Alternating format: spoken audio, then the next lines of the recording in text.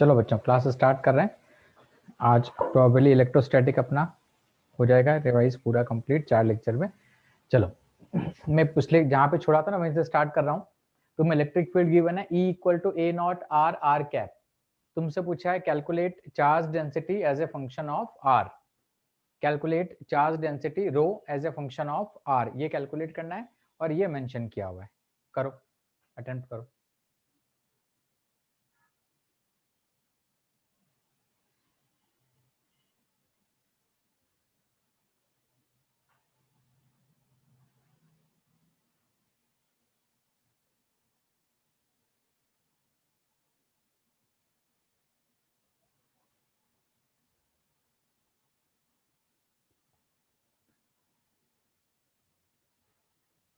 तुम आंसर लिख के भेजो, ऑप्शन दे सकता हूँ पर ऑप्शन नहीं दे रहा हूँ मैं। तुम आंसर लिख के बताओ कि क्या आंसर आएगा।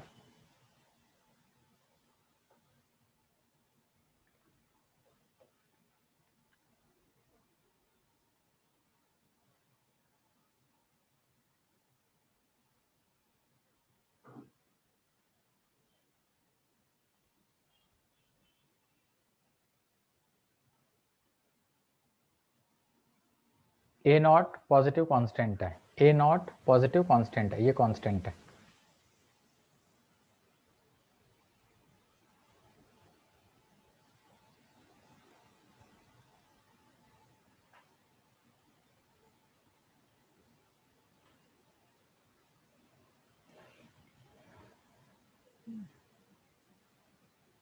Calculate charge density as a function of r. Calculate charge density as a function of r, ये क्वेश्चन है।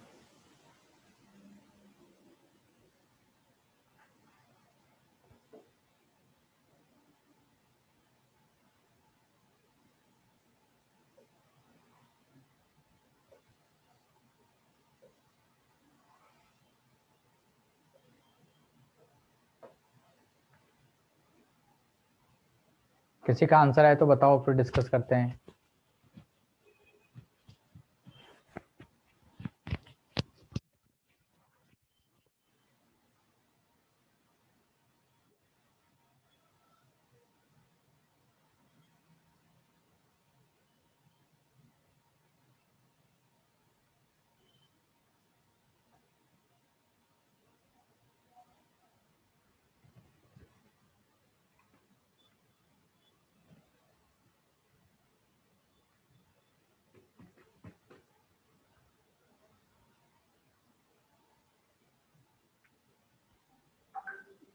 चलो करते हैं इसको। देखो डिस्टेंस r तक नेट में अंदर चार्ज कितना हो गया, q कैलकुलेट कर सकते हैं क्या। q क्या हो जाएगा, जो फ्लक्स पास करेगा इसके थ्रू। तो इस स्फीयर में जो चार्ज है वो चार्ज क्या हो जाएगा, E डॉट ds का integral q inside by epsilon naught is equal to flux is equal to E dot ds का integral over the closed surface. ये गॉस थ्योरम का बेसिक स्टेटमेंट होता है जो कि हम यहाँ पर यूज कर रहे हैं। अब देखो कि E डॉट ds बहुत इजीली कैलकुलेट कर सकते हैं, क्योंकि E भी इस तरफ है और ds भी इधर है। हर पॉइंट पर ds वेक्टर भी इधर है और इलेक्ट्रिक फील्ड वेक्टर भी इस तरफ है। दोनों वेक्टर एक ही डायरेक्शन में है, तो डॉट प्रोडक्ट इनका 0 हो गया। हाँ करेक्ट आंसर है, एक ही आंसर है अभी तक।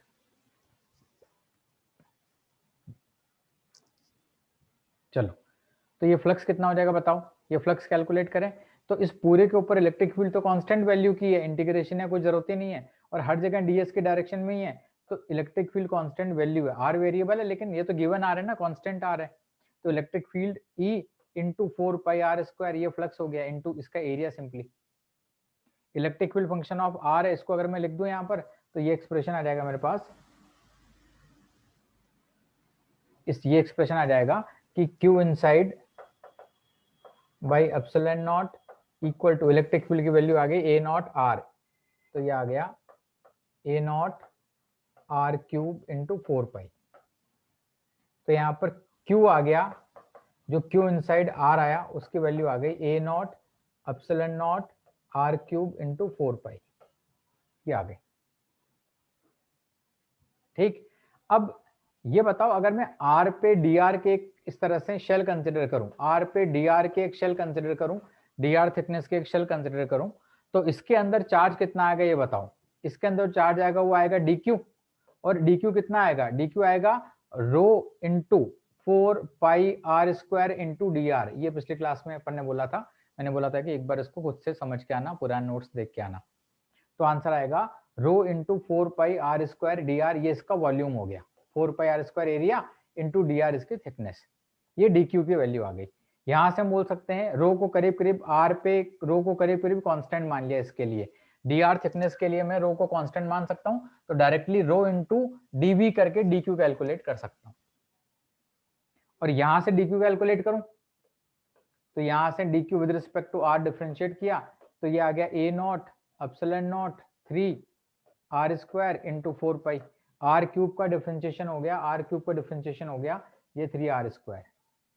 दोनों डी क्यू सेम ही होने चाहिए, दोनों डी क्यू को कंपेयर कर लो, दिस इक्वल टू दिस, तो रो के लिए डायरेक्ट आंसर आ जाएगा। देखो ये 4πr² यहाँ से जाएगा इंटू डी आर भी आएगा, यहाँ पर with respect to are differentiate किया था ना, तो 4πr² डी आर, इसको पूरा लिख दूंगा एक बार,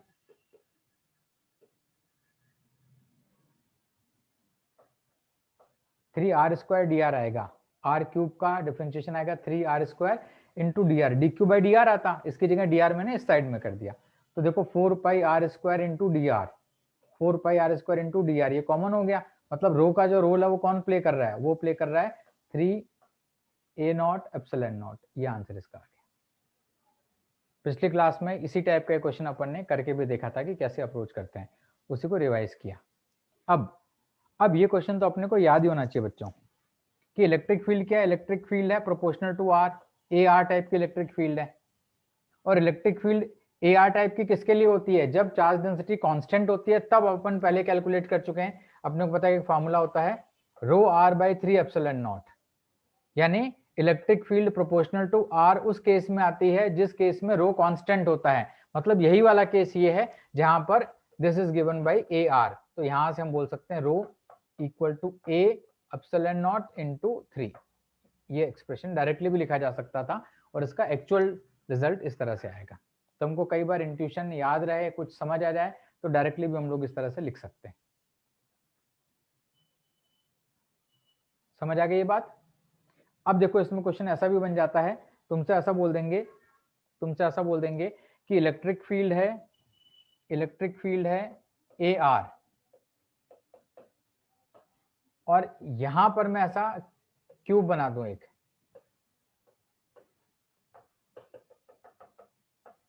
क्यूब बना दूं, ऐसा ए बाई ए का क्यूब बना दूं, तुमसे पूछूं इस क्यूब के अंदर चार्ज कितना एनक्लोज हो गया ये बताओ, तो अब E dot D S calculate करना मुश्किल है इसके लिए, क्योंकि इलेक्ट्रिक फील्ड तो वेरिएबल आएगी ना, डायरेक्शन भी वेरिएबल आएगी, आर कैप की डायरेक्शन में आएगी, और एरिया वेक्टर भी यहाँ पर अलग अलग आएगा, तो वो कैलकुलेशन नहीं हो सकते हैं। इसके through net flux equal to Q inside होगा, क्यू इनसाइड पूछा है, इसके थ्रू फ्लक्स कैलकुलेट करना, पर इसके थ्रू फ्लक्स कैलकुलेट करना इजी नहीं है, बहुत डिफिकल्ट जाएगा। लेकिन हमको पता है कि अगर इलेक्ट्रिक फील्ड इस टाइप की है, E equal to A are type की इलेक्ट्रिक फील्ड है, इट मीन्स कि this is of this kind, rho R by 3 epsilon naught वाला ये है, जहां पर रो बाई 3 एप्सिलॉन नॉट को ए से रिप्रेजेंट कर दिया, यानी रो की वैल्यू ये आएगी, और एक बार रो कैलकुलेट कर लिया तो रो इंटू ए क्यूब कर दो, तो ये आ गया चार्ज इनसाइड द क्यूब, इस क्यूब के अंदर चार्ज ये आ गया। तो ये इसका इजी वर्जन आता है जो डायरेक्ट एनालिसिस से होता है, इसके पीछे ये कैलकुलेशन होते हैं, और इसको ट्रिक में कन्वर्ट करना हो, थोड़ा सा डिफिकल्ट करना हो, तो इस तरह से इसको डिफिकल्ट किया जा सकता है। ये बात समझ आई। अब यहाँ पर ए आर की जगह कुछ और कर दूंगा ना, AR² AR³ तो उस केस में रो प्रोपोर्शनल टू आर आ जाएगा, रो आर के फंक्शन में आ जाएगा, कांस्टेंट नहीं आएगा उस केस में। ये पिछली क्लास में अपन ने किया था और उसी को सिंप्लीफाइड वर्जन में यहाँ पर अपन ने देखा है। ये समझ आएगा तो एक बार यस लिखो, जिससे कि फिर मैं आगे बढ़ूं।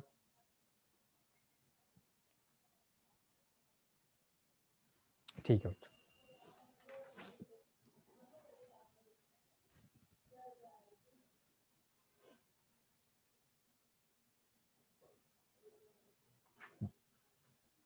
चलो फिर आगे बढ़ रहा हूं मैं। ठीक है, अब अपन आज देखेंगे कंडक्टर्स।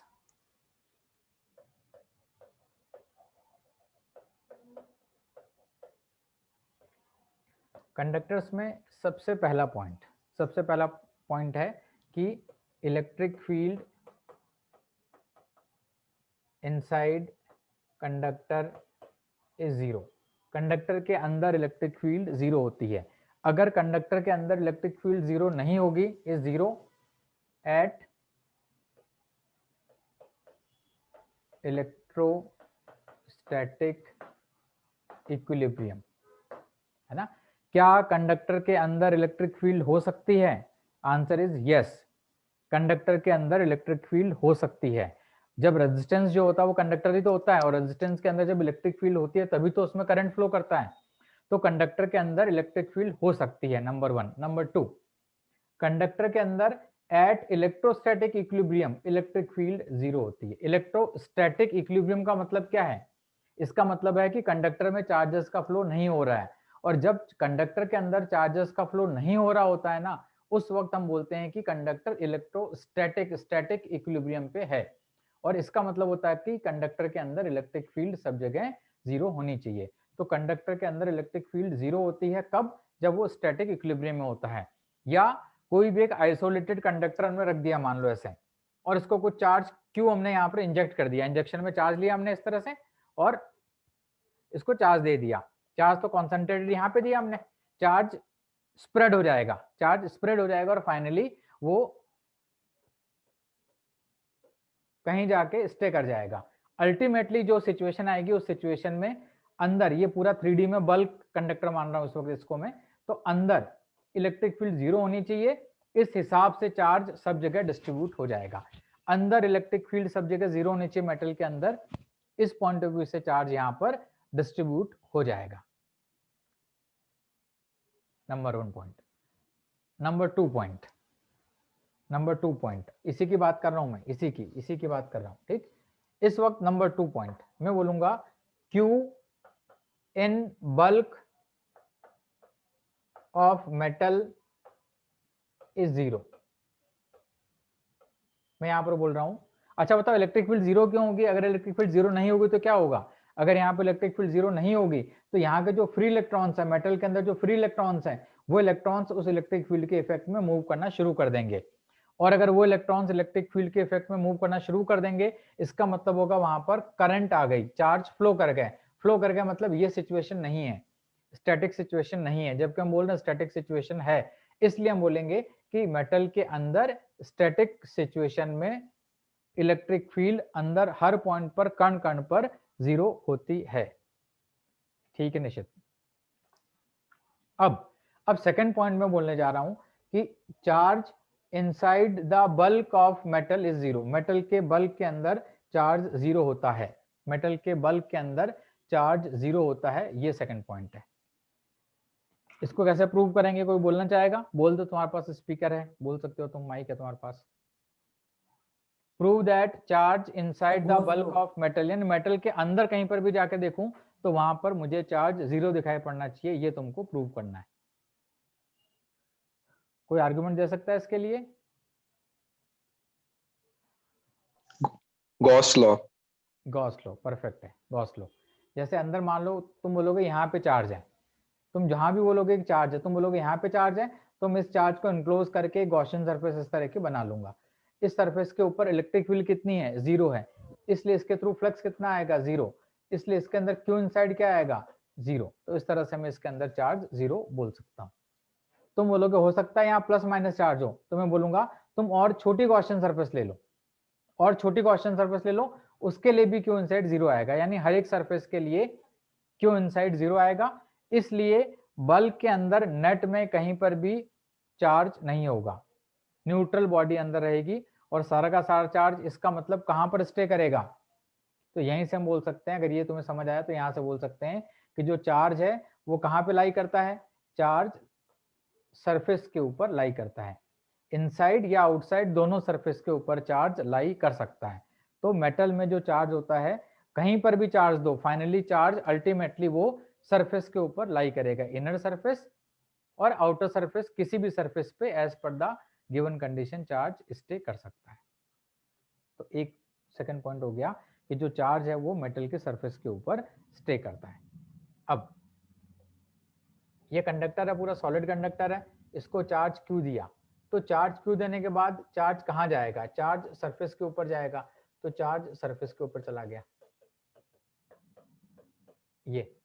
और चार्ज का डिस्ट्रीब्यूशन इस तरह से होगा कि अंदर इलेक्ट्रिक फील्ड क्या हो जाए, जीरो हो जाए, अंदर की तरफ इलेक्ट्रिक फील्ड जीरो हो जाए। इसलिए पूरा मेटल क्या रहेगा, सेम पोटेंशियल पे रहेगा, पोटेंशियल इस पूरे मेटल का कांस्टेंट रहेगा, हर जगह सेम रहेगा, ऐसा यहां पर हो जाएगा। चार्ज का डिस्ट्रीब्यूशन इस तरह से होगा कि potential energy of system minimum हो जाए। चार्ज का डिस्ट्रीब्यूशन इस तरह से होगा कि इलेक्ट्रिक फील्ड जीरो हो जाए इनसाइड,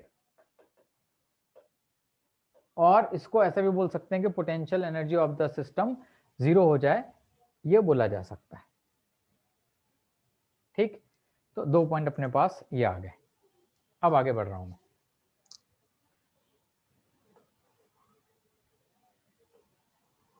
बस कंडक्टर में 4-5 पॉइंट हैं, वो पॉइंट रिवाइज करवा रहा हूं, एक बार वापस से रिफ्रेश हो जाएंगे।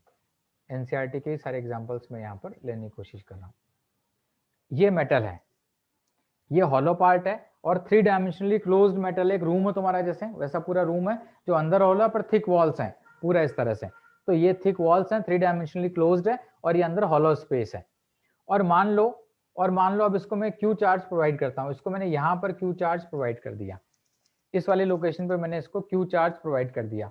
अब तुमसे पूछूं कि ये चार्ज कहां पर स्टे करेगा, ये बताओ, ये चार्ज कहां पर स्टे करेगा, ये बताओ।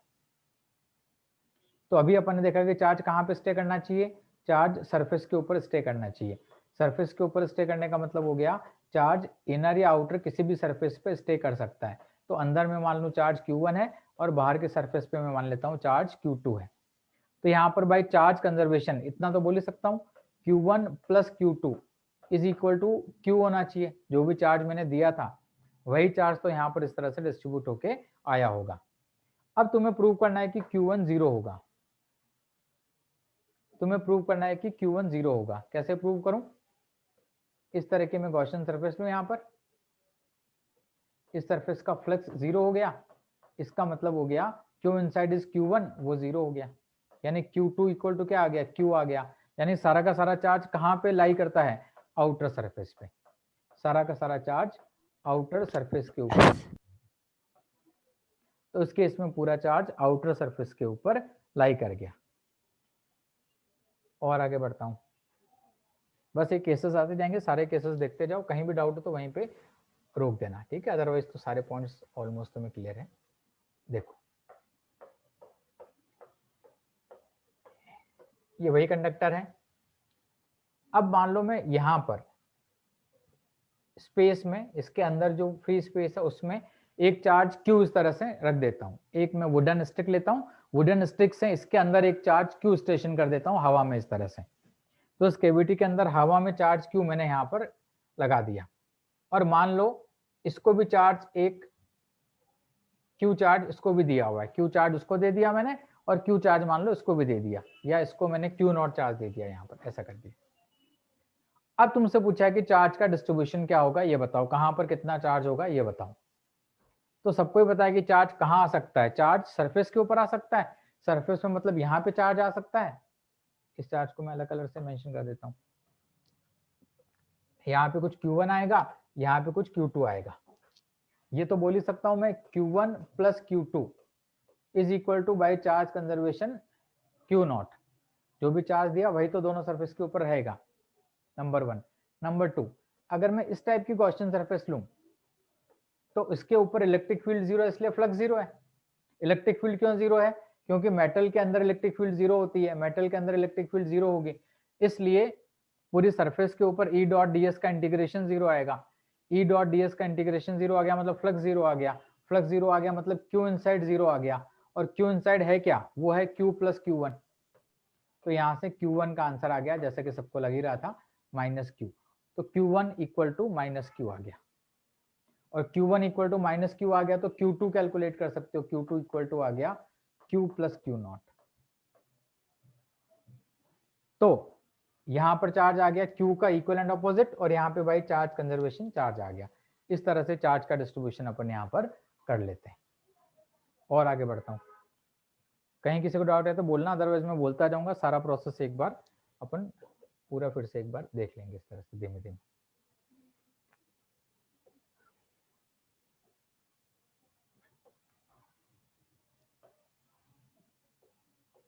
ये मेटल है, उसके अंदर दो कैविटी है, मेटल के अंदर दो कैविटी, एक ये और एक ये।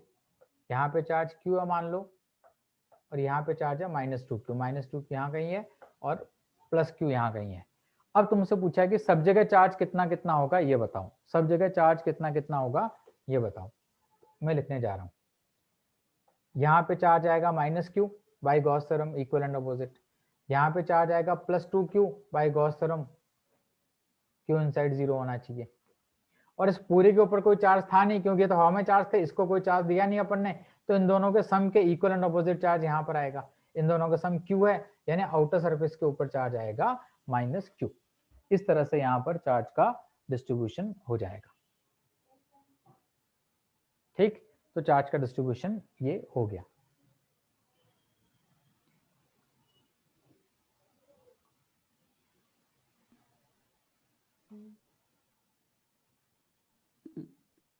ऐसे एक क्वेश्चन, अगर ये डिस्टेंस r है, तुमसे पूछा है इन दोनों पॉइंट चार्ज का फोर्स ऑफ इंटरेक्शन क्या होगा, इन दोनों पॉइंट चार्ज का फोर्स ऑफ इंटरेक्शन क्या होगा। ऐसे एक्स्ट्रा क्वेश्चन है, जो पढ़ रहे हैं उससे हटके क्वेश्चन पूछ रहा हूँ, इन दोनों का फोर्स ऑफ इंटरेक्शन क्या होगा, दोनों पॉइंट चार्ज का फोर्स ऑफ इंटरेक्शन क्या होगा। तो इसका आंसर आएगा k q1 q2 upon r square attractive, जहां पर k मतलब 1/4 पाई एप्सिलॉन नॉट वही वाला है, ये आंसर आएगा। क्योंकि force of interaction between two point charge is independent of medium and surrounding charges. Force of interaction between two point charge is independent of medium and surrounding, इसलिए ये ऐसा आएगा। जैसे दो चार्ज हैं, इनका फोर्स ऑफ इंटरेक्शन मान लो यहाँ पर हवा में F0 है, ठीक। अब अगर इसको मैं पानी के अंदर डुबो दूं, इस पूरे मीडियम को डाइलेक्ट्रिक कांस्टेंट एप्सिलॉन r के अंदर डुबो दूं मैं इन दोनों चार्ज को, तो बताओ इनका फोर्स ऑफ इंटरेक्शन क्या हो जाएगा। तो force of interaction will remain same, इन दोनों का आपस का इंटरेक्टिव फोर्स वही सेम रहेगा, इसमें कोई भी चेंज नहीं आएगा। लेकिन तुमसे पूछूं कि force experienced by this charge क्या हो जाएगा, force experienced by this charge, net force experienced by this charge will become this by epsilon r, ठीक। तो ये फोर्स किसकी वजह से एक्सपीरियंस करेगा, इस चार्ज की वजह से, प्लस जो मीडियम पोलराइज हो जाएगा उस मीडियम की वजह से भी इसके ऊपर फोर्स आएगा। नेट फोर्स एक्सपीरियंस कम हो जाएगा, लेकिन आपस का फोर्स ऑफ इंटरेक्शन अब भी F0 रहेगा। तो मीडियम की वजह से भी यहाँ पर फोर्स आने लग जाता है, उस वजह से नेट फोर्स एक्सपीरियंस चेंज हो जाता है, लेकिन पॉइंट चार्जेस का आपस का interactive force is independent of all other charges and medium. चलो अब यहाँ पर आते हैं, तो यहाँ पर ये चार्ज का अपन ने डिस्ट्रीब्यूशन कर दिया। आगे बढ़ता हूँ, सारी चीजें धीमे धीमे कनेक्ट होती ही चली जाएंगी, समझ आएगा तो सब कुछ स्मूथली समझ आएगा। कहीं डाउट है तो वहां पर पूछना बेटा।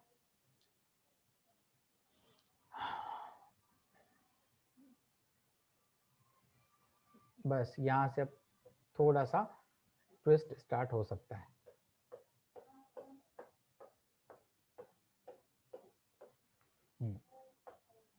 यहाँ पे Q चार्ज है और इसको मैंने -Q चार्ज दिया। अब तुमसे पूछा फाइनली चार्ज का डिस्ट्रीब्यूशन कैसा होगा, फाइनली चार्ज का डिस्ट्रीब्यूशन कैसा होगा ये बताओ। तो उसको मैं यहाँ पर लिख रहा हूँ, मैं लिख रहा हूँ, बस तुम सुनते जाओ कि क्या चल रहा है, और कहीं कुछ लगे तो बताना। ये चार्ज Q है, तो जन जन को पता है कि अंदर -Q चार्ज आएगा, डिस्ट्रीब्यूशन अनइवन होगा पर -Q आएगा। और यहाँ सबको पता है कि चार्ज 0 आएगा चार्ज कंजर्वेशन से, ठीक। पर चार्ज 0 आएगा, क्या ये बोल सकते हो कि चार्ज 0 का मतलब ये भी हो सकता है कि भाई कुछ नेगेटिव कुछ पॉजिटिव आ जाए, क्या ऐसा पॉसिबिलिटी है। नेट चार्ज तो आउटर सरफेस पे 0 आएगा, लेकिन क्या ऐसा चार्ज हो सकता है। No sir. क्यों नहीं हो सकता। सर अंदर इलेक्ट्रिक फील्ड आ जाएगी इससे। अंदर इलेक्ट्रिक फील्ड क्यों आ जाएगी।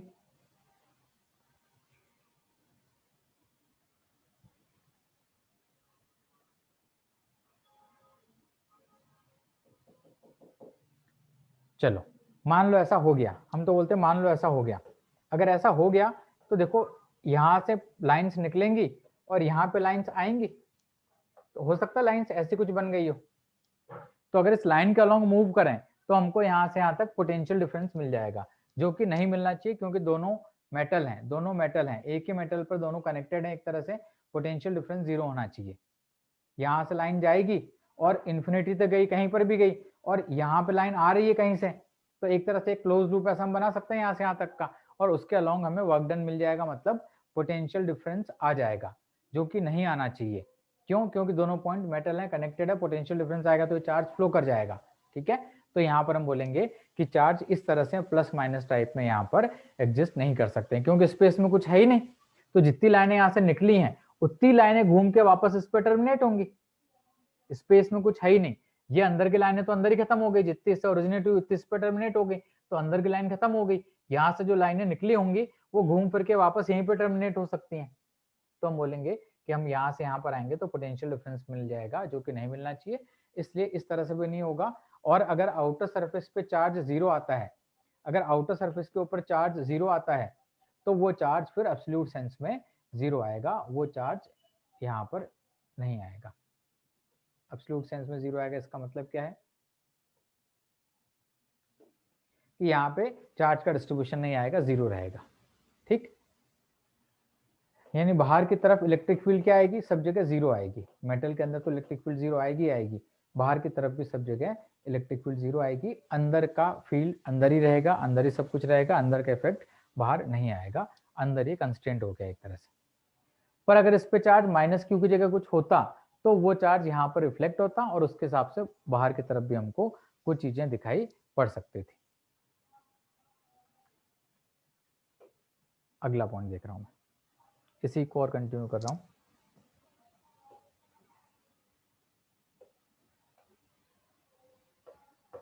ये मेटेलिक बॉडी है और इसमें कैविटी है, और इसको चार्ज क्यू दे दिया, तो बताओ चार्ज कहाँ पे रहेगा? सबको पता आउटर सरफेस पे रहेगा। अंदर चार्ज कितना रहेगा? 0 रहेगा बाय गॉस थ्योरम। पर अंदर 0 रहेगा तो ऐसा तो हो सकता ना ये भी 0 है, जितना माइनस उतना ही प्लस, तो ऐसा केस भी बन सकता है। क्या ऐसा केस बन सकता है? आंसर इज नो, ऐसा केस नहीं बन नो सकता है।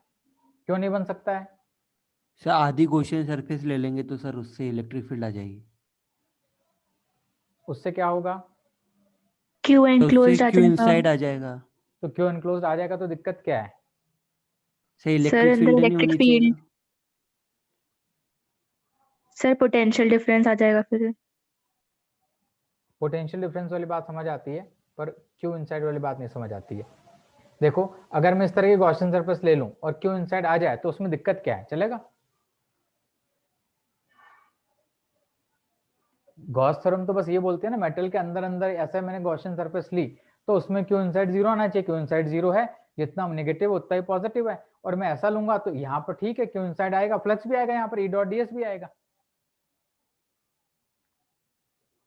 बात समझ आई ना ये? अब यहाँ पर दूसरा जो तुम लोगों ने स्टेटमेंट दिया था, पोटेंशियल डिफरेंस आ जाएगा, क्योंकि अगर प्लस माइनस चार्ज अंदर इस तरह से हो गए तो इलेक्ट्रिक फील्ड प्लस से निकलेगी और माइनस पे टर्मिनेट होगी, तो कोई ना कोई ऐसी लाइन होगी जिसके पीछे पीछे हम चले जाएं, इस तरह से इस लाइन के पीछे पीछे हम चले जाएं तो हमें पोटेंशियल डिफरेंस मिल जाएगा, जो कि नहीं मिलना चाहिए, क्योंकि मेटल अंदर अंदर कनेक्टेड है तो चार्ज फ्लो करने लग जाएगा, इसलिए अंदर की तरफ चार्ज इस तरह से नहीं हो सकते। बात समझ आई क्या? यस लिखो समझ आ गया हो तो। मैं ये बोलना चाहता हूं कि अंदर अगर charge minus minus plus plus हो गए तो उस केस में फील्ड लाइन को यहाँ से निकलेगी, कोई लाइन इस पर टर्मिनेट करेगी, हम उस लाइन के ऊपर जाएं तो हमें इन दोनों पॉइंट के बीच में पोटेंशियल डिफरेंस मिल जाएगा, जबकि ये पॉइंट तो मेटल के अंदर है, कनेक्टेड है, पोटेंशियल डिफरेंस 0 होना चाहिए, नहीं तो ई डॉट डी एस यहाँ पर आ जाएगा, इसलिए इस तरह के चार्ज यहाँ पर एग्जिस्ट नहीं कर सकते। और यस सर, क्लियर है। क्लियर है बेटा? ठीक है। तो अपन ने ये देखा कि आउटर जो सरफेस पे चार्ज है, जो आउटर सरफेस पे चार्ज है उसकी वजह से अंदर की तरफ कुछ नहीं हो रहा। चलो देखते हैं, अगला कंसेप्ट देखते हैं इस पे। चलो अब देखो, ये मेटल है,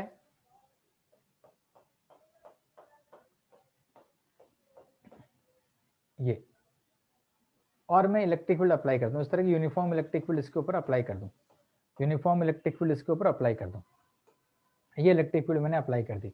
अब क्या होगा, इस इलेक्ट्रिक फील्ड की वजह से क्या होगा, ये अनचार्ज मेटल था और इस तरह की मैंने इलेक्ट्रिक फील्ड अप्लाई कर दी। अब क्या होगा ये तुमसे पूछा है, अब क्या होगा ये बताओ। मैं लिख रहा हूं यहां पर, देखो अब जो इलेक्ट्रिक फील्ड है वो इलेक्ट्रिक फील्ड इसके ऊपर टर्मिनेट होगी इस तरह से,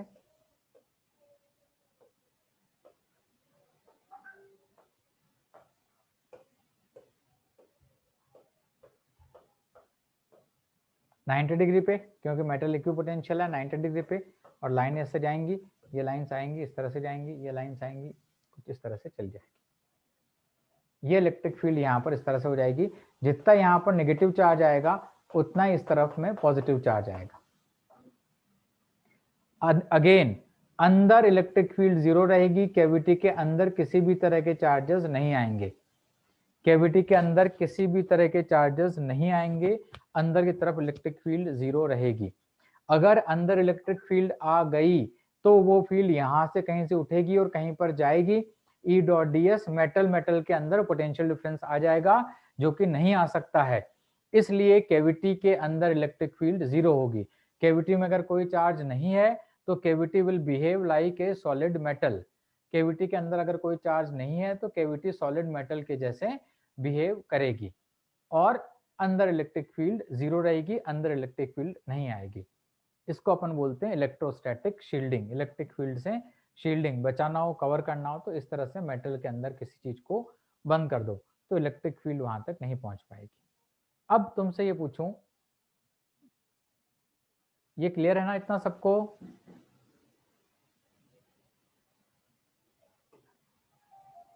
चलो अब मैं तुमसे ये पूछ रहा हूं कि यहां पर जो इलेक्ट्रिक फील्ड 0 है, ये इलेक्ट्रिक फील्ड 0 किसकी वजह से है? ये इलेक्ट्रिक फील्ड जो एक्सटर्नल अप्लाई करी थे ना ये वाली फील्ड, और जो यहाँ पर चार्ज आ गया ना, कुछ माइनस चार्ज यहाँ आ गया, कुछ प्लस चार्ज यहाँ आ गया, इन चार्जेस की वजह से, प्लस ये फील्ड मिला के नेट में 0 है, यहाँ पर नेट फील्ड 0 है, यहाँ पर नेट फील्ड 0 है, यहाँ पर नेट फील्ड 0 है। नेट फील्ड किस किस की? इंड्यूस चार्ज आउटर सरफेस के, और जो हमने एक्सटर्नल अप्लाइड फील्ड थी वो, उन सब का रिजल्टेंट यहाँ पर 0 आ रहा है। एक्सटर्नल फील्ड अब भी यहाँ पर है लेकिन उसके इक्वल एंड अपोजिट सरफेस की फील्ड है, इस वजह से यहाँ पर नेट में इलेक्ट्रिक फील्ड 0 है। ठीक है, तो इस माइनस प्लस की भी फील्ड आएगी, इसकी भी फील्ड आएगी, सबका समेशन यहाँ पर 0 हो जाएगा, नेट इलेक्ट्रिक फील्ड यहाँ पर 0 है। और देखते हैं,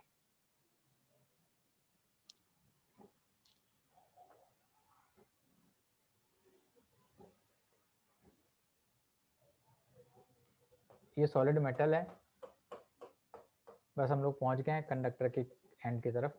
ये मान लो इलेक्ट्रिक फील्ड अप्लाई कर दूं, इस तरह के मान लो इलेक्ट्रिक फील्ड अप्लाई कर दूं मैं, ठीक। दूसरा केस ये है, मान लो इसको क्यू चार्ज दे दूं मैं, ऐसे दो केस हैं, ठीक। इसको क्यू चार्ज दिया और इसमें मैंने इलेक्ट्रिक फील्ड अप्लाई कर दी। तो जैसे ही मैं इलेक्ट्रिक फील्ड अप्लाई करूंगा, जैसे ही इलेक्ट्रिक फील्ड अप्लाई करूंगा, इलेक्ट्रिक फील्ड अप्लाई करने के बाद क्या हो जाएगा? इलेक्ट्रिक फील्ड अप्लाई करने के बाद यहाँ पर कुछ नेगेटिव चार्ज आएगा, यहाँ पर कुछ पॉजिटिव चार्ज आएगा, ये इलेक्ट्रिक फील्ड जो थी ना, अब ये इलेक्ट्रिक फील्ड इस तरह से आ जाएगी इसके ऊपर, सिंबॉलिक डायग्राम बना रहा हूं इस तरह से, और अंदर सब जगह नेट में इलेक्ट्रिक फील्ड 0 होगी, अंदर नेट में सब जगह इलेक्ट्रिक फील्ड 0 होगी। व्हाइट वाला डायग्राम बाद का है, येलो वाला पहले का है।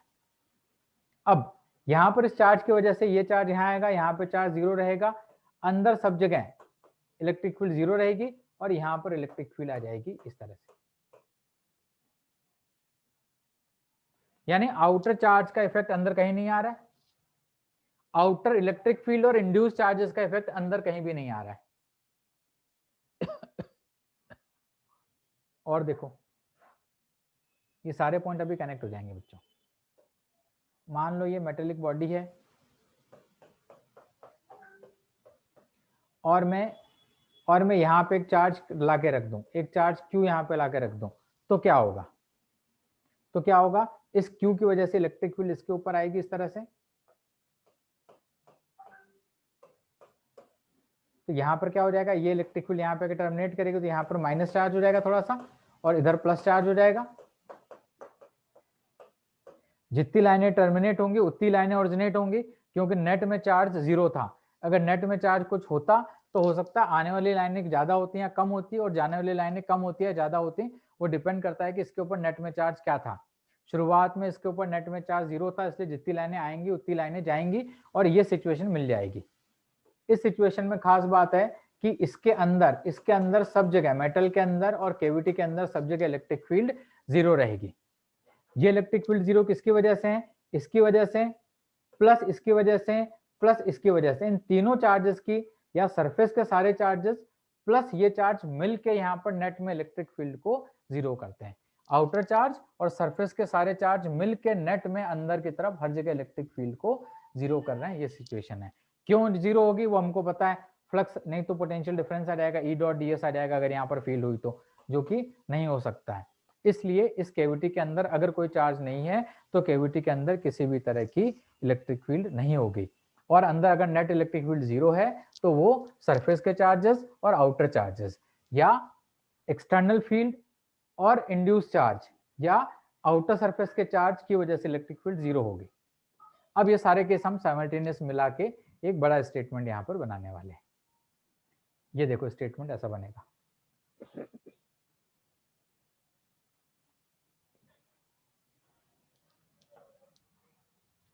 ये बॉडी है, इसको मैंने Q नॉट चार्ज दे दिया, यहां पर मैंने Q चार्ज रख दिया, या एक्सटर्नल फील्ड अप्लाई कर दूं या Q चार्ज रख दूं, बात तो एक ही है ना। वो फील्ड है मतलब किसी चार्ज की फील्ड होगी, तो यहाँ Q चार्ज है। ये अरेंजमेंट मैंने रख दिया, इस तरह का अरेंजमेंट रख दिया। ठीक, इस अरेंजमेंट के बाद सिचुएशन कैसे बन जाएगी वो मैं बना रहा हूं।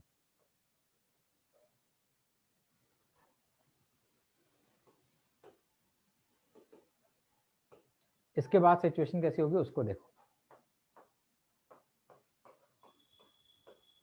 अंदर कहीं चार्ज होगा नहीं, बाहर की तरफ नेट में चार्ज Q नॉट होगा, यहाँ पे चार्ज Q होगा, इसकी फील्ड यहाँ पर आएगी, इसके ऊपर ऐसे टर्मिनेट होगी, यहाँ से फील्ड बाहर जाएगी,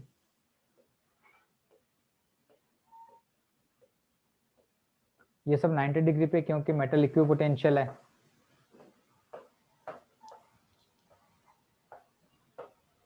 ये इस तरह का अरेंजमेंट बनेगा।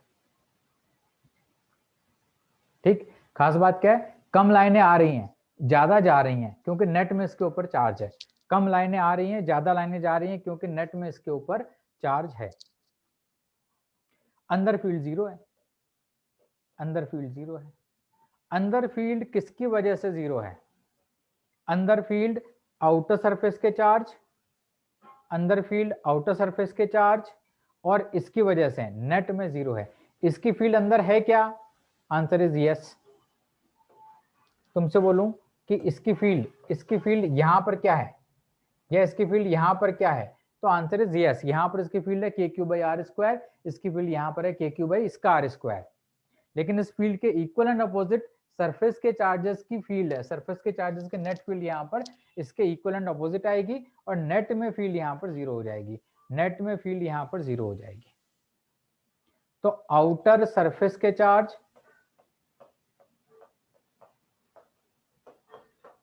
Plus external charge, electric field due to this is equal to 0। कहां पर, इनसाइड कैविटी, और एंड बल्क ऑफ मेटल। जो सॉलिड मेटल है, बल्क ऑफ मेटल, उसको देख लें या कैविटी को देख लें, उसके अंदर इन दोनों की फील्ड मिला के 0 हो रही है। अगर यह वाली बात समझ आ गई तुम्हें फाइनली, तो एक बार यस बोल दो, जिससे कि फिर मैं आगे बढ़ूं। कम से कम 15-20 लोग यस लिखोगे तभी आगे बढ़ूंगा।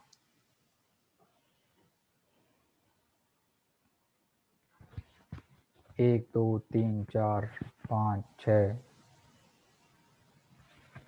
10,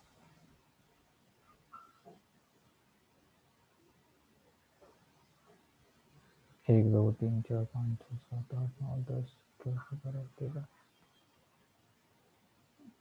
14 आए भाई अभी। और यस लिखो। जी सर, जी सर को भी यस में काउंट कर लिया। डबल डबल नहीं लिखना है किसी को। गुड, गॉट इट, 20 हो गया करीब। चलो फिर ठीक है, आगे बढ़ता हूं। अब देखो एक और प्रश्न,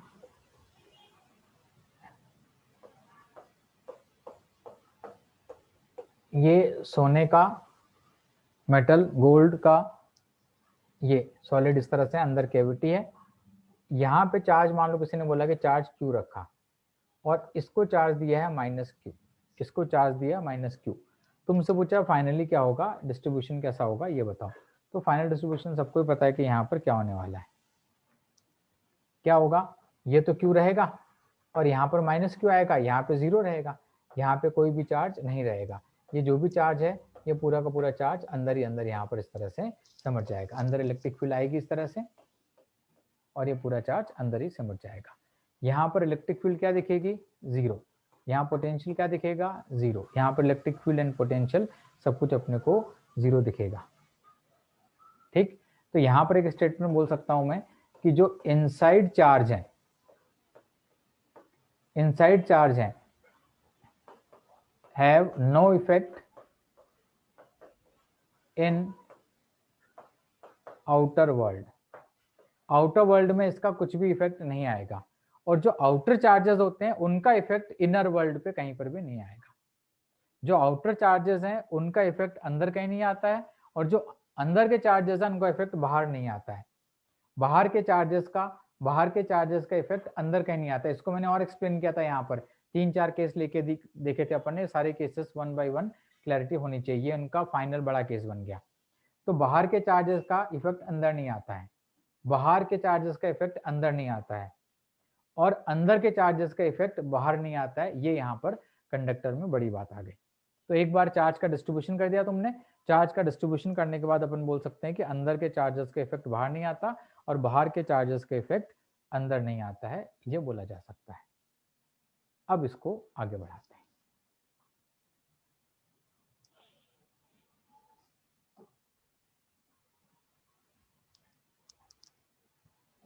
देखो क्वेश्चन तो कई तरह से फ्रेम हो सकते हैं, जैसे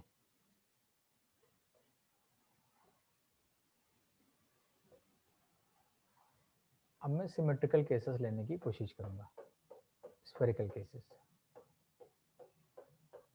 ये है, ये सेंटर है, ठीक, सेंटर से डिस्टेंस d, यहाँ पे एक चार्ज q रख दिया, ये रेडियस a और ये रेडियस b, ये ऐसा है, एक ही चार्ज q रखा हुआ है, बाकी कहीं कुछ नहीं है। ठीक,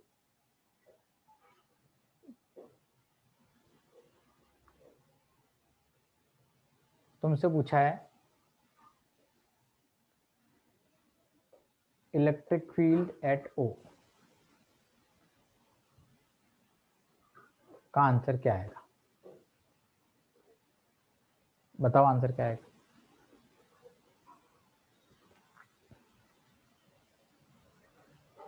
गुड, जीरो, कई आंसर है जीरो, सही है, zero answer, net field zero है, zero. Electric field at O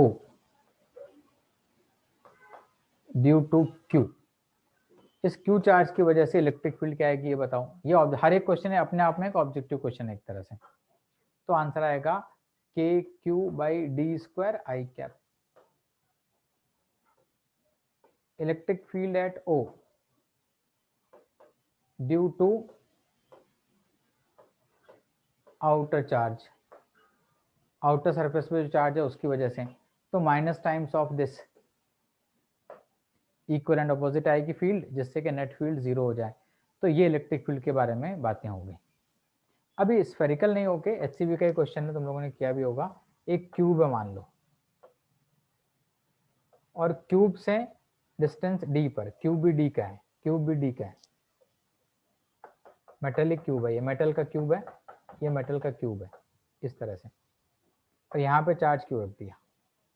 ठीक, अब तुमसे पूछा है कि जो इंड्यूस चार्जेस हैं उनकी वजह से सेंटर पे इलेक्ट्रिक फील्ड क्या आएगी, इंड्यूस चार्जेस की वजह से सेंटर पे इलेक्ट्रिक फील्ड क्या आएगी। तो इसकी वजह से आंसर आएगा के Q by D square, induce charges का इक्वलेंट अपोजिट आएगा माइनस के क्यू बाई डी स्क्वायर। तो यहाँ से डायरेक्टली यहाँ पे इंड्यूस की फील्ड निकाल सकते हैं। नेट फील्ड पूछे तो आंसर आएगा 0, इसकी फील्ड पूछे तो के क्यू बाई डी स्क्वायर आएगा जो कि यहाँ पर आ रहा है। तो इस तरह से अपन फील्ड के बारे में बेसिक बातें कर लेते हैं।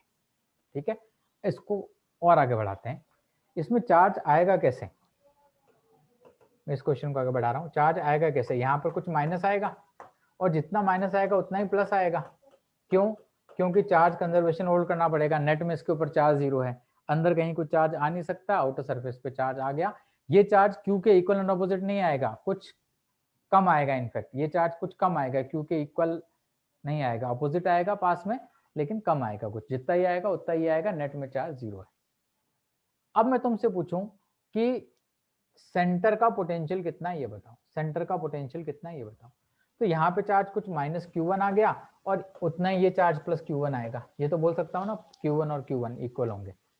अब तुमसे पूछा सेंटर का पोटेंशियल कितना आएगा ये बताओ। तो मैं स्केलर सम करता हूँ, इसका पोटेंशियल यहाँ पर लिखता हूँ KQ बाई डी, इसका लिखता हूँ ये पूरा का पूरा चार्ज यहाँ से डिस्टेंस r पे है, देखो यहाँ से डिस्टेंस r पे है, पूरा चार्ज यहाँ से डिस्टेंस r पे है, तो माइनस KQ1 बाई डी और उसका आ गया प्लस KQ1 बाई डी। ये कट गए तो नेट में पोटेंशियल आ गया KQ बाई डी। तो जो सेंटर का पोटेंशियल आ गया मेटेलिक स्फेरिकल के सेंटर पे, वो आंसर आ गया KQ बाई डी, इसका पोटेंशियल आ गया। रेडियस तो AB है, डिस्टेंस D सेंटर से उसकी है चार्ज की, तो पोटेंशियल का आंसर आ गया KQ बाई डी। ये पोटेंशियल होगा इस शेल का। आगे बढ़ता हूँ। तो अभी अपन ने देखा कि ये एक थिक शेल है, डिस्टेंस D, यहाँ चार्ज Q रखा हुआ है, ये पॉइंट O है। पोटेंशियल ऑफ पॉइंट O तुमसे पूछा क्या आएगा, तुमने आंसर बोला KQ बाई डी आएगा। ठीक, और तुमने ये भी बोला कि भाई यहाँ पर कुछ इंड्यूस चार्ज है, पता नहीं, वैल्यू नहीं पता मुझे कितनी है, कुछ इंड्यूस चार्ज यहाँ भी है, वैल्यू पता नहीं कितनी है, पर इन दोनों का सम 0 है, मुझे इतना पता है। अब यहाँ से डिस्टेंस r यहाँ पर आ जाओ, ये पॉइंट A मान लो, पॉइंट A मान लो। ठीक, मैं तुमसे पूछूं पोटेंशियल एट A कितना होगा ये बताओ, पॉइंट A का पोटेंशियल कितना होगा ये बताओ। तो पॉइंट A का पोटेंशियल वही होगा जो पॉइंट O का पोटेंशियल होगा KQ by D.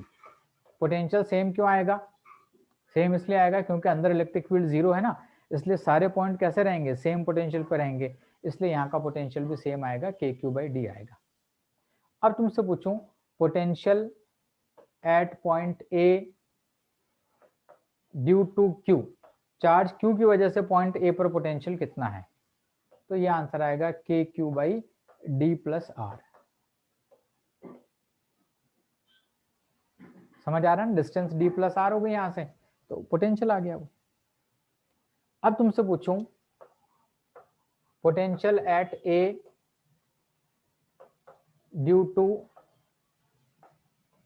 Surface charge, surface charge की वजह से पोटेंशियल एट A मान लो V1 है, तो इसकी वैल्यू क्या होगी ये पूछा है, V1 कितना आएगा ये बताओ, इसकी वैल्यू क्या आएगी ये पूछा है तुमसे।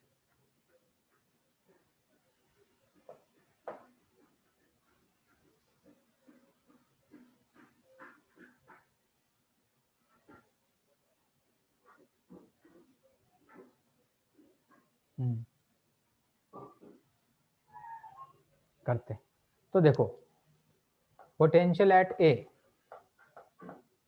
Is potential at A due to Q plus potential at A due to surface. ये तो बोल सकते हैं ना पॉइंट A पर जो पोटेंशियल है वो सरफेस के चार्ज की वजह से है प्लस इसकी वजह से। अब potential at A due to Q तुम्हें पता है, पोटेंशियल एट A भी पता है तुमको, नेट में पोटेंशियल कितना है ये पता है, ये पता है, ये पूछा है, हो गया, चेक करो। तो ये आ गया पोटेंशियल एट A आ गया KQ by D equal to potential at A due to charge Q, ये D प्लस R है, चार्ज Q की वजह से डिस्टेंस ये हो गया D प्लस R, ये डिस्टेंस काम में आएगी अब D प्लस R, प्लस ये पूछा है तुमसे V1, तो V1 का आंसर आ गया यहाँ से। ठीक है, तो इस तरह से इस क्वेश्चन में आता यही क्वेश्चन है, एग्जाम में केवल यही क्वेश्चन आता है, लेकिन उसको थोड़ा आगे बढ़ाने का तरीका ये है और आगे बढ़ाने का तरीका ये। अपने को सब कुछ आना चाहिए, एग्जाम में यही आएगा, एग्जाम में बस यही कंसेप्ट आता है, पर अपने को सारी बात पता होनी चाहिए तो ठीक रहता है। बाई चांस एक क्वेश्चन इधर उधर हो गया तो उस केस में वही क्वेश्चन तुमको रैंक में डिफरेंशिएटर कर देगा। ठीक है, तो हमको आना सब कुछ चाहिए, एग्जाम में तो जहां तक मेरा ख्याल है बस यहीं पे आके चीजें रुक जाती हैं, जनरली यहीं पे रुक जाती हैं। कभी कभार किसी टॉपिक में किसी चैप्टर में एक दो क्वेश्चन आएंगे और वही एक दो क्वेश्चन जो होते हैं वो एकदम से सडन रैंक में चेंजेस कर देते हैं, तो हमको पढ़ना पूरा पड़ता है, आता फिर उनके हिसाब से। डन, आगे बढ़ रहा हूं मैं।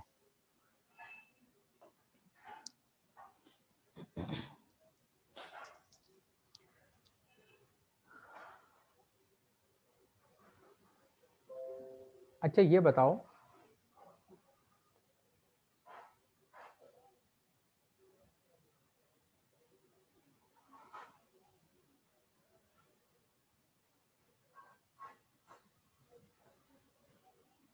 कि ये सॉलिड मेटल है, मान लो सॉलिड पूरा मेटल का है, या कैविटी बना लो, ये ऐसा है, ये शेल है, शेल को चार्ज दिया अपन ने Q,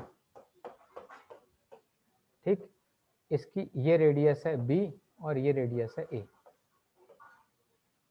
और यहां से डिस्टेंस D पर एक चार्ज रख दिया Q0, ठीक।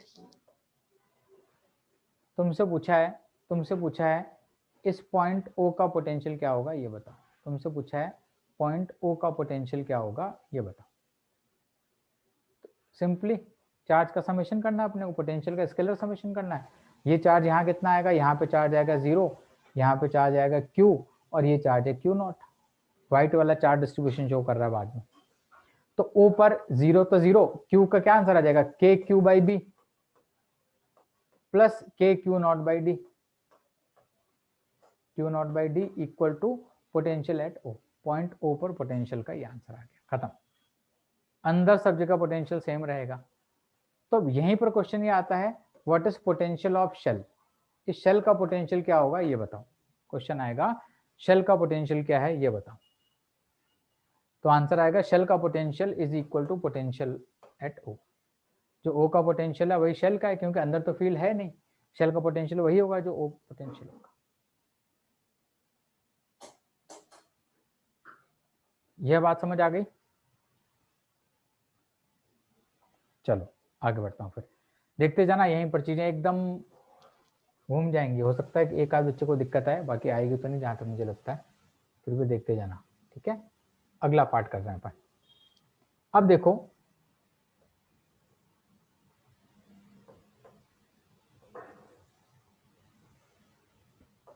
यही वाली शेल है, यही रेडियस है, यही सब कुछ है, यही वाली शेल है, ये यहाँ पे चार्ज Q है और ये -Q चार्ज है, ऐसा चार्ज है, ठीक। अब तुमसे पूछा है शेल का पोटेंशियल क्या है ये बताओ।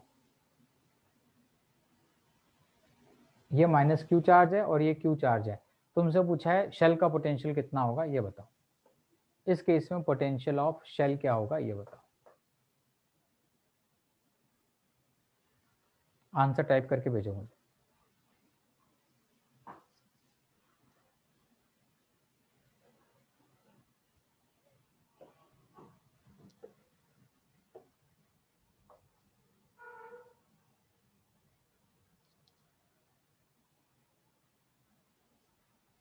Calculate potential of shell in this case। Gopal का ठीक है, ध्वनि ठीक है बेटा, बहुत सारे आंसर आ रहे हैं, मैं करेक्ट वाले लोगों का नाम ले रहा हूं बस।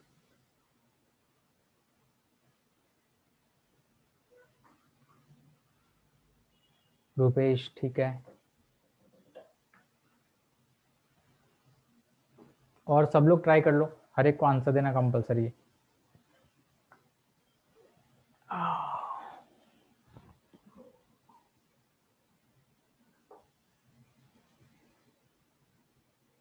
सुप्रिया ठीक है बेटा, पारू ठीक है,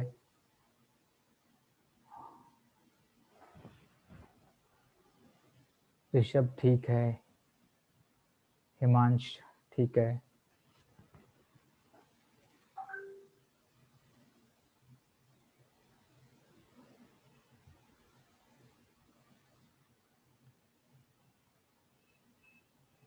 मुकुंद ठीक है, पलक ठीक है, डन।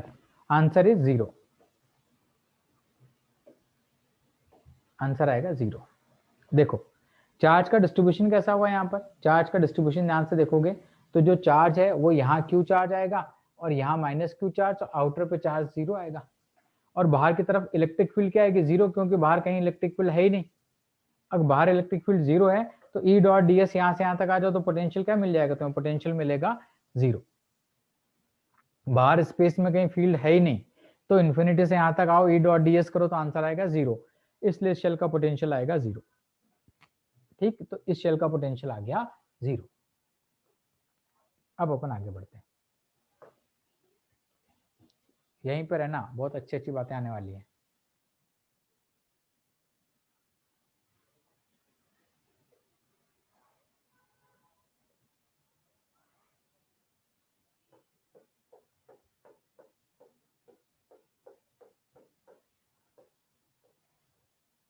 ये Q है, इसको भी Q दिया मान लो, और यहां से डिस्टेंस D पर यहाँ पर एक Q0 चार्ज रख दिया, ऐसा मान लो, या इसको Q1 ले लेते हैं ना, Q1, जिससे कि और क्लैरिटी आएगी कि भाई कौन सा चार्ज कहाँ मूव कर रहा है, वो सब अपने को क्लियर हो जाएगा, दिखता रहेगा। सभी चार्ज को फिलहाल पॉजिटिव मान रहे, ये है ठीक। अब तुमसे पूछा है calculate potential of shell, calculate potential of shell, जो इसका आंसर बता देगा मजा आ जाएगा, जो इसका आंसर बताएगा पक्का एम्स में सीट पाएगा। एम्स दिल्ली की बात कर रहा हूं मैं।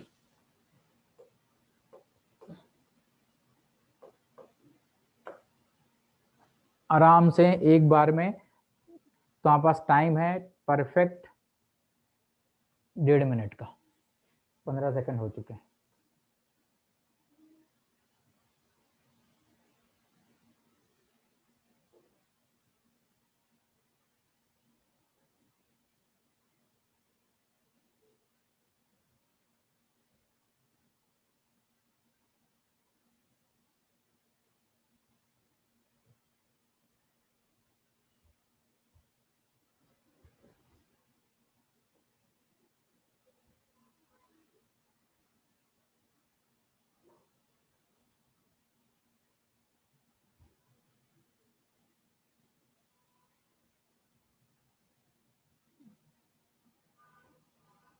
एक मिनट हुआ है, एक आंसर भी आ गया मेरे पास।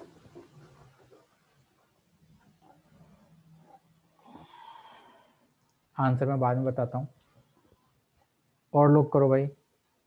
एक और आंसर आया मेरे पास, ठीक है देखता हूँ।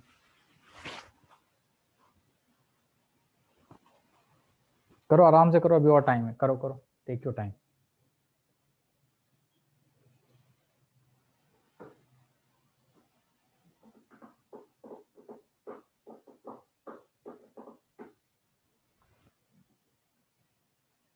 और करो,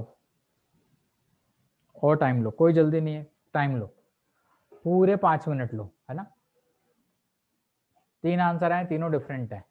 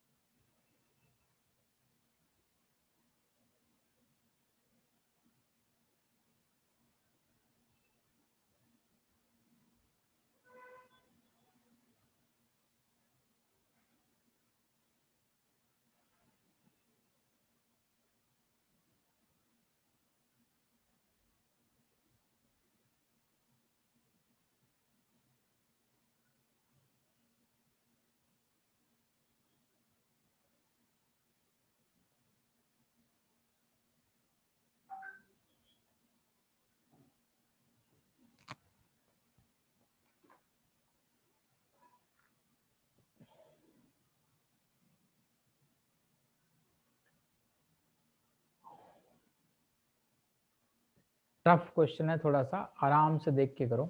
मैंने बोला है कि भाई सीधे एम्स दिल्ली में एंट्री मिल रही है, इसका मतलब तुम्हारी जो रैंक आ रही है वो 50 में आ रही है।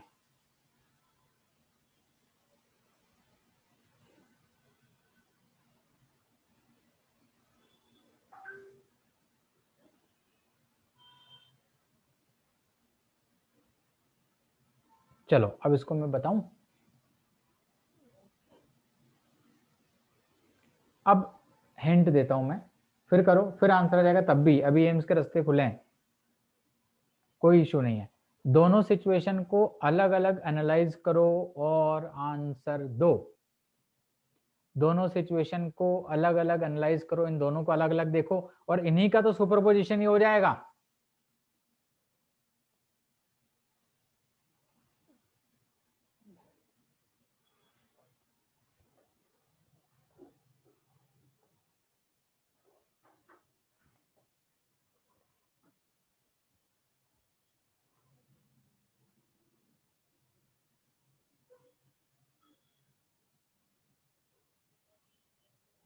अब कुछ आंसर्स आ रहे हैं, और आराम से देखो। टेक योर टाइम, रश मत करो, जल्दी मत करो आंसर लिखने का। आराम से धीमे धीमे एनालाइज करो, फिर आंसर बताओ।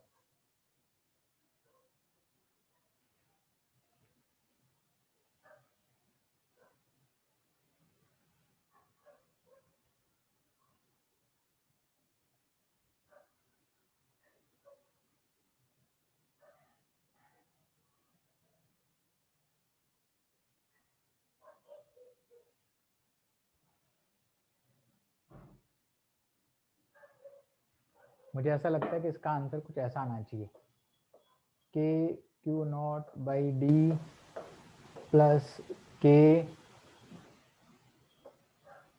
Q plus Q one by B. अब मैं देखता हूँ कि आंसर किस किस के क्या क्या हैं। पहली बात तो माइनस के नहीं आएगा, तो पहला आंसर करेक्ट आया है सुप्रिया सिंह, गुड। उसके बाद आंसर मुझे दिख रहा है प्राची शर्मा, फिर ध्वनि का आंसर करेक्ट दिख रहा है, फिर हिमांश जरा सा मिस कर दिया बेटा, फिर मुकुंद का ठीक है,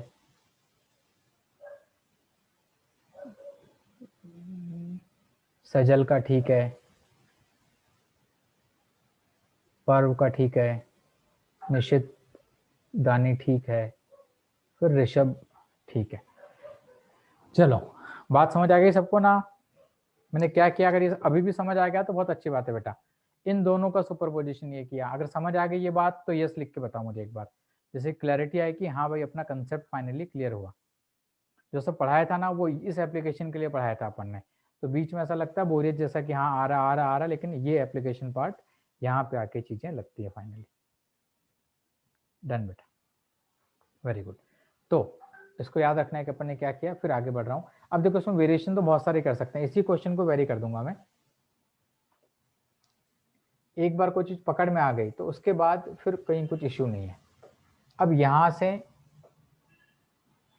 ए डिस्टेंस पर चार्ज क्यू रखूंगा, इसकी रेडियस बी है, इसकी रेडियस सी है, डिस्टेंस डी है, यहाँ पे चार्ज क्यू नॉट है, इसको चार्ज दिया Q1। ये इस तरह का मैंने अरेंजमेंट यहाँ पर कर दिया, ये ठीक। अब मैं तुमसे पूछूं कि जो पॉइंट O है, पॉइंट O का पोटेंशियल क्या है ये बताओ। पोटेंशियल एट पॉइंट O का पोटेंशियल क्या है ये बताओ।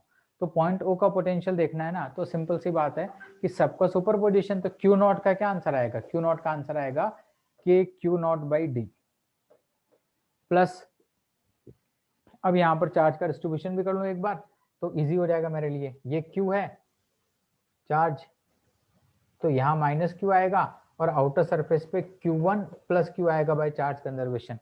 तो चार्ज का डिस्ट्रीब्यूशन कर लिया, और यहाँ पर Q नॉट है। रेड कलर वाले चार्जेस फाइनल सिचुएशन को इंडिकेट करते हैं। तो फाइनली चार्ज मेरे पास इस तरह से आ गया। अब मैं पॉइंट O का पोटेंशियल लिख रहा हूँ। तो सबसे पहले बाहर वाले का O पर ये आ जाएगा K Q not by D. अब आउटर सरफेस पे चार्ज कितना है? Q1 प्लस Q, तो क्या करूं बताओ, डिस्टेंस कितनी आ गई इसकी डिस्टेंस आ गई c, तो लिख दूं plus k q1 plus q by C. Inner वाला ये चार्ज माइनस क्यू से डिस्टेंस b पर है, तो माइनस के क्यू बाई बी। ये वाला डिस्टेंस a पर है, प्लस के क्यू बाई ए। ये आंसर आ गया पॉइंट O का पोटेंशियल। ठीक, यहीं पर इसको अगर डिफिकल्ट करना होगा क्वेश्चन को, तो मैं बोलूंगा पोटेंशियल ऑफ शेल क्या है ये बताओ। तो पोटेंशियल ऑफ शेल में अंदर वाले चार्जेस का कंट्रीब्यूशन नहीं आता है, क्योंकि इनकी वजह से बाहर इलेक्ट्रिक फील्ड जीरो होती है। मुझे ई डॉट डी एस यहाँ से यहाँ तक का करना है, यहाँ का पोटेंशियल निकालने के लिए। जब यहाँ से यहाँ तक ई डॉट डी एस करता हूँ तो केवल ये और ये चार्ज ही पार्टिसिपेट करते हैं, अंदर के चार्जेस का इफेक्ट बाहर नहीं आता है। तो यहाँ का पोटेंशियल डायरेक्ट हो जाएगा K Q naught by D plus के Q1 प्लस Q बाई सी। अभी जो किया था ना वही क्वेश्चन हो गया एक तरह से। ये आ गया अपने पास शेल का पोटेंशियल। तो शेल कैसे निकाल सकते हैं, पॉइंट O कैसे निकाल सकते हैं, किसी और पॉइंट का निकालना हो तो फिर सोचना पड़ेगा क्या करना है। फिलहाल शेल का और सिमेट्रिकल पॉइंट O का दो के बारे में अपन कैलकुलेशन इस तरह से कर सकते हैं। तो इन सब बातों में खास बात क्या आ रही है, अंदर का इफेक्ट बाहर नहीं आता, बाहर का इफेक्ट अंदर नहीं आता, बस यही खास बात है। अंदर का बाहर नहीं, बाहर का अंदर नहीं। आगे बढ़ रहा हूं।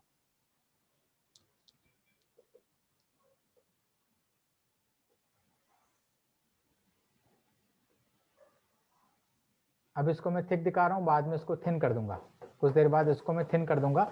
अभी मैं थिक टाइप में दिखा रहा हूं जिससे कि थोड़ी क्लैरिटी आए अपने को। Radius A B C D मान लो, लिख नहीं रहा हूं यहां पर, रेडियस अंदर से ए बी सी डी ऐसे मान लो। ये है, ये है। पहले मैं क्वेश्चन पूछता हूं, फिर इसकी थ्योरी बताऊंगा। अगर इसमें तुम कुछ गलत करोगे तो सेंटर पे यहाँ पे चार्ज दे दिया, मान लो मैंने क्यू चार्ज दे दिया यहाँ पे सेंटर पे। इसको दे दिया थोड़ी देर के लिए 2Q, इसको दे दिया मान लो -4Q। ऐसे रैंडम चार्ज दे दिए मैंने, और तुम्हें रेडियस पता है। ठीक, तुमसे पूछ रहा हूं कि डिस्टेंस r, यहाँ का पोटेंशियल क्या होगा, पॉइंट A मान लो, पोटेंशियल ऑफ पॉइंट A क्या होगा ये बताओ। पॉइंट A का पोटेंशियल क्या होगा ये बताओ। तो सबसे पहले यहाँ पर चार्ज का डिस्ट्रीब्यूशन करना पड़ेगा। मैं चार्ज का डिस्ट्रीब्यूशन करने जा रहा हूँ। ये चार्ज Q है, तो यहाँ -Q आएगा, यहाँ पर 3Q आएगा बाय चार्ज कंजर्वेशन। 2Q है ना नेट में, तो -Q यहाँ, तो यहाँ 3Q, यहाँ पर -3Q by charge conservation, equal opposite. यहाँ पे चार्ज बचेगा -Q। तो नए सिचुएशन में ये चार्ज का डिस्ट्रीब्यूशन आएगा, नई सिचुएशन में चार्ज का डिस्ट्रीब्यूशन ये हो जाएगा। तो अपने आप में ही एक क्वेश्चन आ जाता है कि इस सरफेस की चार्ज डेंसिटी क्या होगी, इस सरफेस की चार्ज डेंसिटी क्या होगी। तो Q अपॉन इसका एरिया 4πr², यहाँ से अपन सिग्मा कैलकुलेट कर सकते हैं। ठीक, अब तुमसे पूछा पॉइंट A का पोटेंशियल क्या होगा ये बताओ। पॉइंट A का पोटेंशियल क्या होगा ये पूछा। ठीक, तो मैं बता रहा हूं इसको, तुम लिखो मत। देखो अलग ही चीज देखो, एक कि अगर एक शेल है, सॉलिड है, मान लो सॉलिड है, जाना मत, क्लास शुरू हो जाए कहीं तब भी मत जाना, 2 मिनट ट्रिक देख के जाओ। रेडियस A है मान लो, रेडियस इसकी R है मान लो, इसको चार्ज Q दे दें, तो Q चार्ज पूरे पे यूनिफॉर्मली डिस्ट्रीब्यूट हो जाएगा ना, Q चार्ज पूरे पे यूनिफॉर्मली डिस्ट्रीब्यूट हो जाएगा।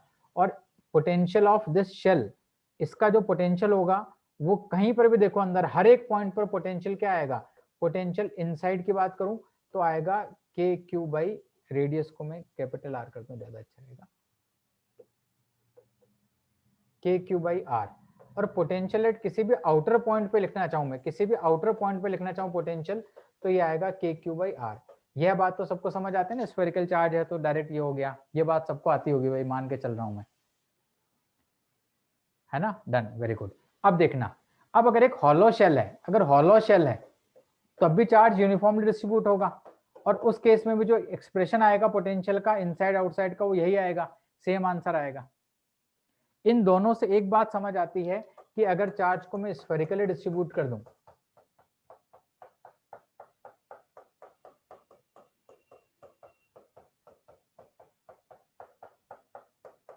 अगर चार्ज को मैं स्फेरिकली डिस्ट्रीब्यूट कर दूं, ठीक है, मुझे नहीं पता मेटल है कि नहीं है, बस चार्ज स्फेरिकली डिस्ट्रीब्यूटेड है, चार्ज क्यू है और इसकी रेडियस कैपिटल आर है, तो अंदर पोटेंशियल इसका आता है के क्यू बाई चार्ज की रेडियस, और बाहर पोटेंशियल आता है K Q by distance of that point. ये चीज देखो पहले एक बार, इसको एनालाइज करो, अगर ये ट्रिक समझ आ रही है तो फिर अपना बहुत सारा काम हो जाएगा।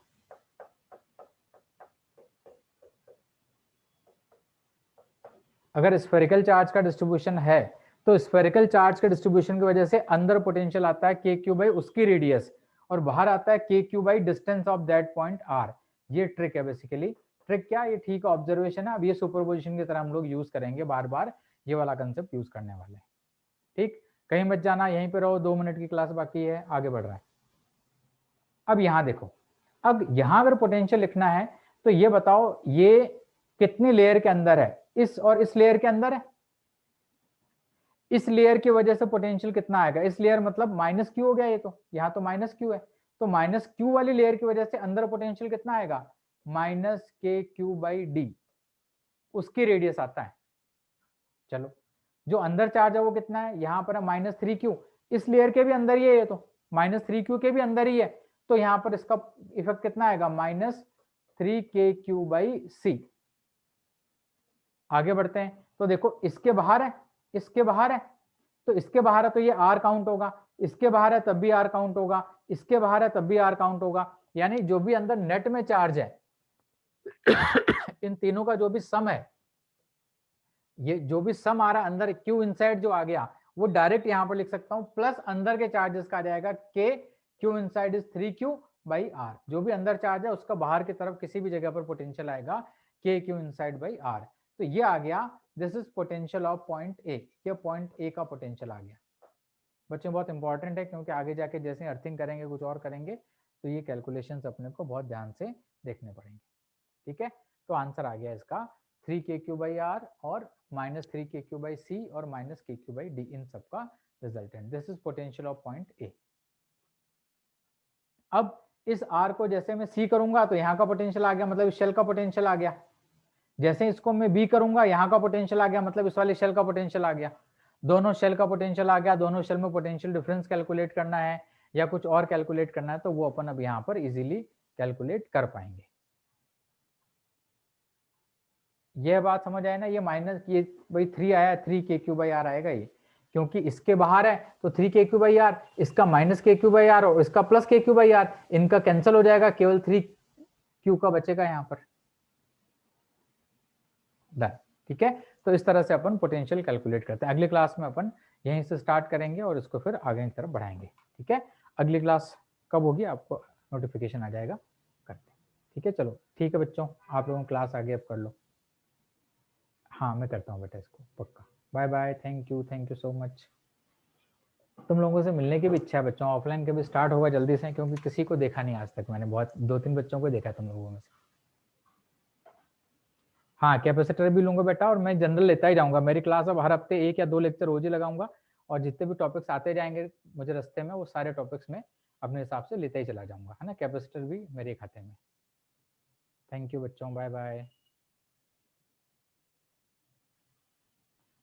बाय।